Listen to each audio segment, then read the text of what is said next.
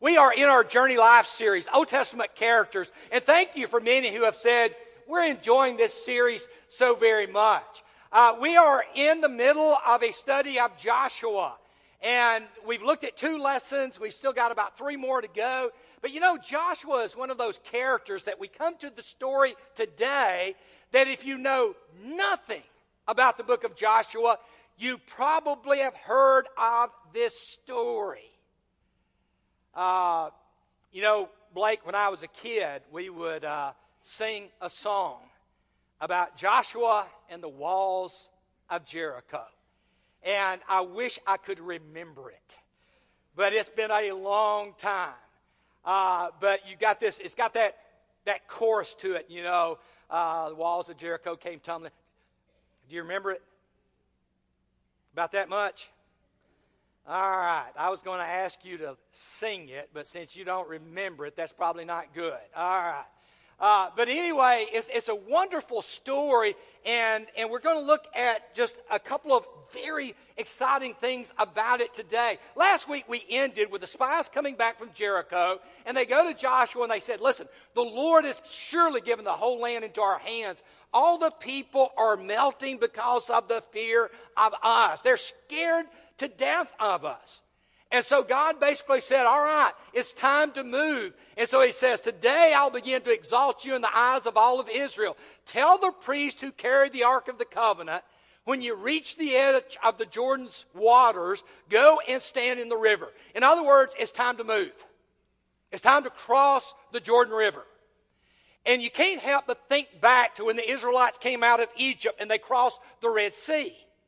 And so God basically said to Joshua, listen, you've just taken over from Moses. I've not exalted you yet, but boy, you're going to be exalted after today. And so you tell the priests who are carrying the Ark of the Covenant, you go and step into the Jordan River. Now, the only problem with that is it was springtime. The Jordan was in flood stage, and therefore there were red flags everywhere. Y'all been to the beach, right? I mean, it was double red flags. Don't go into the water. And here is God saying to the priest, carrying of all things the Ark of the Covenant that contained the 10 Commandments, go step into the water. And of course they went up, they stepped into the water, and immediately the water stopped. I mean, the river began to pile up to the north. It began to drain toward the south. The land began to turn dry, and 2, 3, 4 million people crossed into Canaan's land. And you're like, wow. And then God said, okay, now what I need you to do is you need to start it out right by remembering what you did when you left Egypt.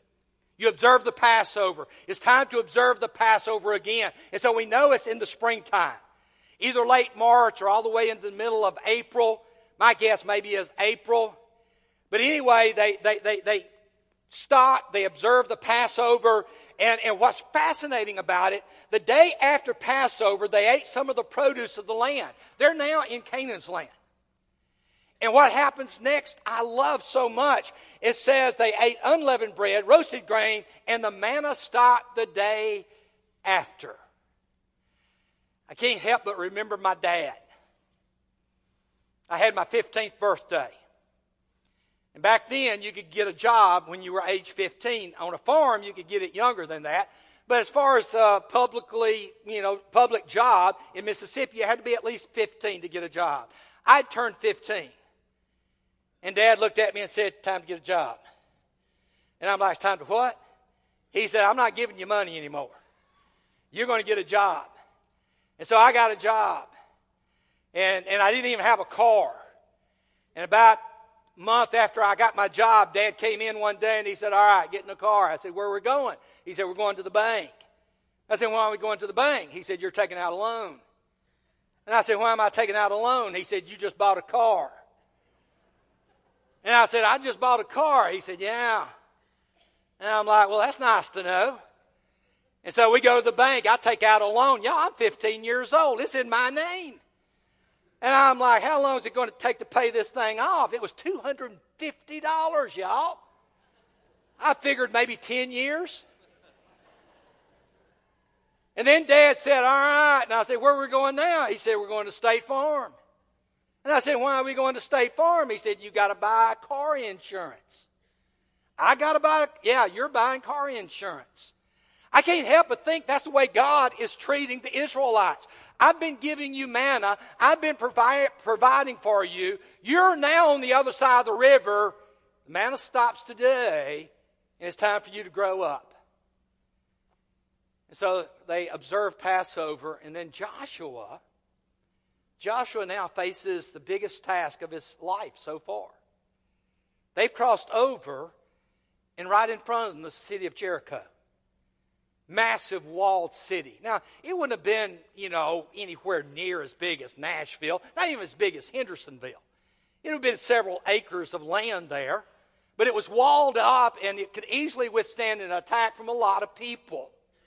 And so Joshua goes out, and he's looking at the city of Jericho, and you know what's going through his mind. He's now the leader of God's people, and he's thinking, how in the world are we going to take this city?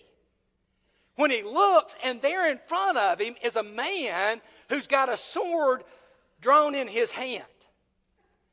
And Joshua, I love what Joshua does. He looks at the guy, walks up to him and says, are you for us or for our enemies? I mean, Joshua's thinking, boy, it's starting right now. Here's a guy right now with a sword drawn. And so he goes up and he says, whose side are you on? And the response is one of the most amazing responses in all the Bible. Neither. I'm not on either side. But as the commander of the army of Yahweh, I have now come. And I'm sure Joshua's thinking, I thought that's who I was. I thought I was the commander of the armies of God. Down here, yes. Up there, no. And what happens next is amazing. Joshua fell down to the ground in reverence. What message does Yahweh have for his servant? You see, anytime you see the word Lord, actually in this case it's Adonai, it's not Yahweh. But what message does my master have for his servant? And the response is very simple. Take off your sandals, for the place where you're standing is holy. It's time to take off your shoes, Joshua. Just like Moses did. You take off your shoes. And so he does. And you're left with an incredibly amazing question. Who in the world is this commander of the Lord's army? I want to ask Stan to come up. Stan, this is an area Stan's been studying now for quite a long time. He's finishing up his PhD under Rodney. And so I asked him if he would to step in and to just kind of field some questions for me. And so Stan, right off the bat, who in the world is this guy with this sword? Yeah, well, I was thinking about this thanks, by the way, for having me up here when you invited me. And I thought, this is not that foreign to us. The answer is in the question. Who is the commander of the Lord's or of Yahweh's army? Whose army is it? It's Yahweh's. Okay, so someone might say, well, yeah, but we have, as you just alluded to, we have people who are the commander of generals. Well, I'm not a military person, so I'll get the rankings wrong. But whoever the very top ranking is of our national armies, are they the commander of the army? No. The president is. He's the commander-in-chief, right? Well, Yahweh's the commander-in-chief. He is, actually the answer is the Lord. That's who's in charge of the army, and Yahweh the Most High, because he is the highest ranking being that there is. So the question becomes, this man that Joshua sees, how does he connect to the fact that the army is the army of the Lord, and the Lord is the commander of the Lord's army? Yeah, one of the things, Stan, that if you've read through Genesis and, in fact, any of the Pentateuch, even into the book of Joshua, you get these appearances by this. Well, we just sang about it. Yeah. We in two of our songs this morning, we sang that the man on the tree was one of the Godhead three, and that the battle belongs to the Lord. Yeah. Which both of those things are going to come into play in what we're talking about this morning. And so here's my question. If it's God himself in some form, can you prove that? You can. Unfortunately, if you try to do it just from Joshua, just this passage, it would be doable, but yet a lot of people would say, I'm not so sure. You kind of have to look at the whole biblical story and look at what you're referring to, these other places that they actually show up. And there's some fascinating facts that you just took us through here with the verses you showed. First, the commander accepts worship from Joshua. Now, the NIV, it nuanced it a little bit more than the Hebrew does. This is a posture of worship when someone bows down with their face to the ground. That's how Abraham bows before Yahweh. That's how Jacob does. That's how almost everybody, Adam and Eve, Moses, everybody bows to the ground with their face to the ground. And that's exactly the phrase that is used about what Joshua does. And what's interesting about that is, after he does that, you can think to yourself, well, but here are the verses that prove that is what has happened as a posture of worship. But then, moreover, this posture is rejected by other heavenly beings sent to give messages in the Old Testament, in Exodus, in 2 Kings, in Daniel, and also in Revelation, where they say, no, that's reserved for Yahweh alone. Don't you dare bow down to me. I'm just a messenger. I'm just an angel. So when the angel comes to John, right, John bows down. And he stops him and says, no, that's reserved for Yahweh. Well, this fella doesn't stop him. Yeah, he doesn't. So there's one thing. The other thing is the commander states almost verbatim, as you pointed out, what's stated in Exodus 3:5. Remove your sandals from your feet because where you're standing is holy. You could say, well, maybe that's just a popular heavenly phrase that a lot of people say. I don't think so. That's the same individual that said that to Moses at the burning bush. And if we look at that text closely, we see that the angel of the Lord is present there. So this individual is what's known as the visible Yahweh. All right, so that's there's two more important concepts we should discuss with Joshua that then you can expand out into the Bible to find the other supporting text for. First person statements, number one. More than a representative of Yahweh. This isn't just someone who says, well, I'm an ambassador, I speak for him. Because if that was true, the person would probably say something along the lines of, God says this, or thus saith the Lord that, or I am here speaking on behalf of Yahweh, and he wants you to do whatever. But when this individual speaks, he actually says things in the first person. I mean, look at what he says to Abraham. When Abraham is asked to sacrifice Isaac, it says, the angel of the Lord stopped Abraham. So the angel of the Lord is this same thing as this commander of the army. Okay. Right. So the angel of the Lord says to Abraham, do not lay a hand on the boy or do anything to him, for now I know that you fear God, since you have not withheld your son and your only son from me. Well, wait a second. From who? Well, from Yahweh, because he's Yahweh. And then if you go to another text, Jacob wrestles with a man who disabled him. And here's another instance of, now this man doesn't have a title. He's not the commander of the army. He's not necessarily the angel of the Lord title. But he's a man who finally disables him. And the next morning, Jacob understood that it was God himself who he'd wrestled with. And Jacob called the name of the place Peniel, for I have seen God face to face and my life is preserved. Or we might say, I've seen God face to face and I didn't die. Because usually the text is if you cannot see God and not die. Right. But there are instances where God reveals himself that they do. Correct. And we can stop and we can say, oh, now this is starting to click into place. Because if you think about it, Moses comes down, his face is glowing because he saw a glimpse of the invisible that he would have died if he had actually seen. That's why he was hidden in the cleft of the rock. God said, you can't see me, but you can watch as I pass by. You can see my back. So the reason for the invisible and visible. In other right. words, God sometimes does reveal himself, but it's not his full glory. In a safe way. In a safe way. And that is happening in the angel of the Lord. That's happening in the commander of the Lord's armies. That's happening with Jacob wrestling this individual. That's happening with Jesus of Nazareth, because the apostles don't die. Their faces don't glow. But he's God. So the safe way for a human to see God is this embodiment. And then what bothers people, I think, sometimes is they say, well, wait a minute. We're equating it to Jesus. No, Jesus is the most God with us that we've ever had. But you surely can't tell the Creator that something he's created when he sends a Gabriel, for example, to Daniel. And then he sends Gabriel to Mary and to Zechariah. You can't tell him that if he can create a being that he can do that with, that he himself can't do it when he created the being who can do it. That doesn't make any sense. He has that ability because he even created that being. So this is God himself with us at different times, but not as a human being from birth to death. Like Jesus He did. can come and go as he pleases, just like he would send the angels to give messages. And then, like you said, the commander angel of Yahweh is the Old Testament. Is Yahweh. It is Yahweh. God. Yeah. And then how does the book of Joshua just kind of prove? Well, it's interesting because if you go over to Isaiah 42, God says he would never share his name. He says, I am the Lord, that is my name, my glory. I give it to no other praise, nor do I praise idols. And so since God would not share his name or glory with anyone else, the commander and angel of the Lord, angel of Yahweh, commander of Yahweh's armies, must be Yahweh. Because he's not going to share his name. He's telling you, when you see this, he's not going to contradict himself. So that must be him.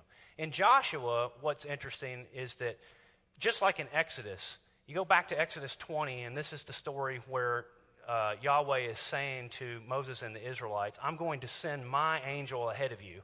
Do everything that he asks of you. Listen to him, which is also repeated at the Mount of Transfiguration about Jesus. Right.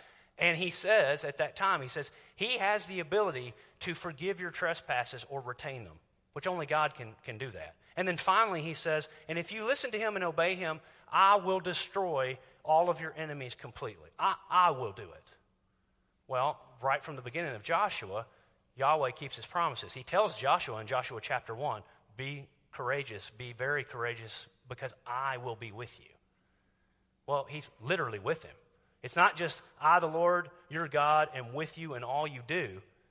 When that man is standing there, he's delivering on what he said he would do, because there he is. That's what's actually happening in the story. And we don't see that when we get too bogged down in trying to figure out, oh, do I believe that this is just some ranking official or some representative of Yahweh? Just let it be what it says it is.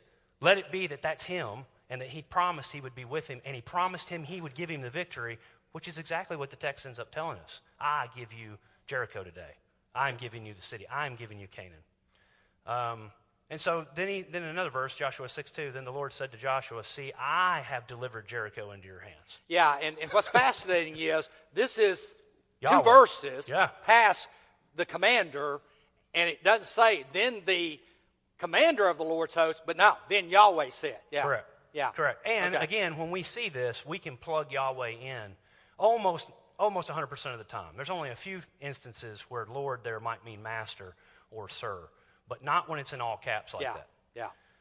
So here's what's fascinating to me, and then I'll turn it back over to you. Yahweh has always been with his people, giving them the victory. If you think about it, you go all the way back to Genesis. God's walking in the garden in the cool of the evening. He's present. Then, that we sin, we fall, we're removed from the garden, and then God starts the plan of redemption.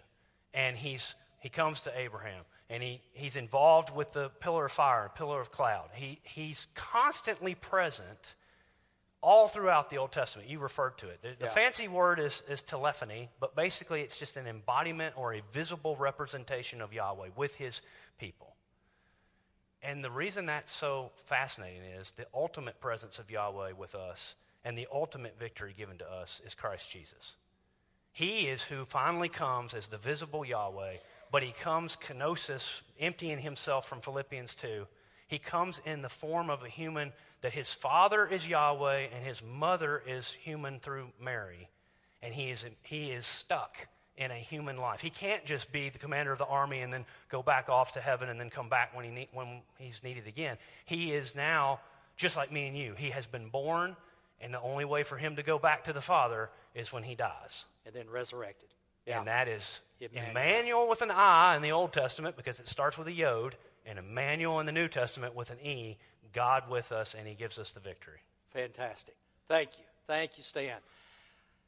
3 real quick points as we look at, so what does God do through Joshua? Well, first of all, Joshua goes, okay, Lord, what's the plan? And the first thing he realizes is, God's ways are not our ways. I mean, have you ever asked God to do something and God's like, no. Isaiah 55, for my thoughts are not your thoughts, neither are your ways my ways. And boy, you're talking about a story that illustrates it. God says to him, okay, here's the plan. You march around the city once with all the armed men. We're talking about 700,000 soldiers. You march around the city once with all the armed men, and you do that for 6 days. Have 7 priests carry trumpets and ram's horns in front of the ark. You've got soldiers in the front of the ark. You've got soldiers in the back of the ark. Jericho's just shut up tight, and they just march around it. Once a day, they go back to camp. Once a day, they go back to camp. They do it for 6 days. And then on the 7th day, he says, march around the city 7 times, with the priests this time blowing the trumpets. And when you hear them sound a long blast, when they make a long blast, I want all of you to give a shout. And look at what happens. The walls come tumbling down. Now, I don't know about you, but if I'm Joshua, I'm thinking, okay, wow, I've never heard of this way to attack a city. And of course, they do exactly that. I mean, the city wall is going to collapse. You and the army go straight in. And so there's the plan. And so he says, okay, what's the command? And the command is as simple as can be. Now do it. Go. Watch what Joshua says to the people. And he ordered the army, okay, advance. Some translations go, move forward. I love that military term. Or move out. March around the city with an armed guard going ahead of the Ark of the Covenant, going behind. And they start doing it. And I couldn't help but think about Jesus. By the way, Joshua, Old Testament, becomes Jesus in the New Testament. Same meaning, same word, okay? One's in Hebrew, one's in Greek. Jesus has the same name as Joshua. And guess what he told us when he got ready to leave? Exact same thing. Go. I need my people to go. Trust that my plan is going to work. And of course, with Jesus, it is this beautiful story of his death, burial, and resurrection for all of us. And so the 7th time around, they blasted the trumpets. The people shouted as Joshua told them to. And then he says this to them. But remember, the city and that all that is in it is to be devoted to the Lord. And you go, okay, it's to be what? Devoted to the Lord. Put real simply says, they burned the whole city and everything in it, but they put the silver and the gold and the articles of bronze and iron into the treasury of the Lord's house. God said, this is the first city. The first one you're going to take. And it belongs to me. It's a principle that we find throughout the Old Testament. What's the demand? The demand is that the first fruits always belong to God. In battle, it belongs to God. From the harvest, it belongs to God. From the flocks, it belongs to God. You turn over to Proverbs 3, honor the Lord with your wealth, with the first fruits of your crops. I think one of the biggest mistakes that we as modern day Christians make, especially here in America, maybe not in other countries, but here in America, is that we just don't realize how much God has blessed us, and yet God looks at us and says, really? You're not going to honor me with the first fruits? I mean, you look at Luke chapter 6, here's Jesus, and Jesus preaching the same principle. Give. Who? Give to God, and it'll be given to you. A good measure, pressed down, shaken together, running over, will people pour into your lap. For with the measure you use, it'll be measured to you. I mean, the principle of God is that if you'll begin with honoring me, everything else is going to go well with you. Israel had come back from the exile, and they weren't doing that. And God spoke through Malachi, and he says, will a man rob God? And you ask, how have we robbed you? And he says, in tithes and offerings. And then he says, why don't you test me in this? See if I'll not throw open the floodgates of heaven and pour out so much blessing that there will not be room enough to store it. I mean, here's God saying, listen, just give me a try. Let me give the church a challenge as we wind up here. Beginning of this month, I started 7 years here at Hendersonville. I was with a family about 3 weeks ago, and they said, how long have you been in Hendersonville? I said, how long do you think I've been there? And they said, 2-3 years. I said, I'm starting my 7th year. And they're like, wow. That's like a woman when someone asks, how long have you been married to your husband? Seems like forever, right? Whew, but yeah, 7 years. Every year, about this time of year, we go into a deficit. We've done it every year. And then we get to December, and the elders come and challenge you, and boy, you roar back, and we always finish on top. You know what I'd love just one time? Well, actually more than one time. What I'd love is us not go into deficit. For us to hit the summer, instead of starting to go down, we just start going up. And then when we get to December, when the elders come to us, they said, you know what? We're not making up what we're behind. We're advancing in a direction we've never gone before. By the way, the elders didn't tell me to say this. And if I get fired this afternoon, hey, that's all right. But I was just wondering, are you giving your first fruits to the Lord? I mean, could we give just a little bit more? Now, not everybody can. Some people are incredibly generous and maybe doing all they can give. But what if we all just said, you know what, I'm giving 100 a week. I'm going to up that to 110. I'm giving 50 a week. Let's go to 55. I'm giving, whatever it is, could you just up it 10%? I mean, I would love to see us coming at the end of the year with God blessing us with so much. Why? Because we have given to Him so much. Brothers and sisters, listen to me. Our failure to evangelize the world is not because of the resources to do it. We're the richest generation of God's people that's ever existed. It's not the resources. It's the will to give them to serve God. What are you willing to give to Him? For Israel, I want the city of Jericho. For us, I want the first fruits of your hearts. And of course, that begins with giving God your heart itself. If you've never given God your heart, why don't you do that? You can do that right now. As together we stand and sing.